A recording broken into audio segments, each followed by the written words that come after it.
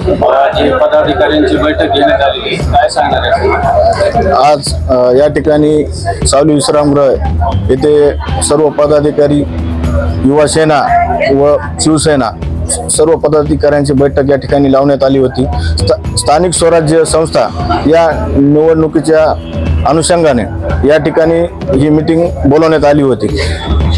आज महानगरपालिका असो, जिल्हा परिषद असो, आम्ही महाराष्ट्राचे उपमुख्यमंत्री शिंदे साहेब यांच्या नेतृत्वामध्ये परभणीमध्ये महापालिकेवर व जिल्हा परिषदेवर भगवा झेंडा फडकून दाखवू नाही।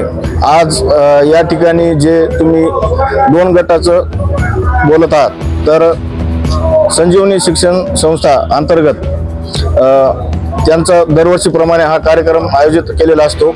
या ठिकाणी त्यांची मीटिंग त्यांनी लावलेली आहे आणि इतर सर्व शिवसैनिक, सर्व पदाधिकारी, जिल्हा प्रमुख, या ठिकाणी सर्व माजी जिल्हा प्रमुख आहेत। सर्वांनी या ठिकाणी मीटिंग लावून आम्ही स्थानिक स्वराज्य संस्थेच्या विषयी ही मीटिंग लावण्यात आलेली होती।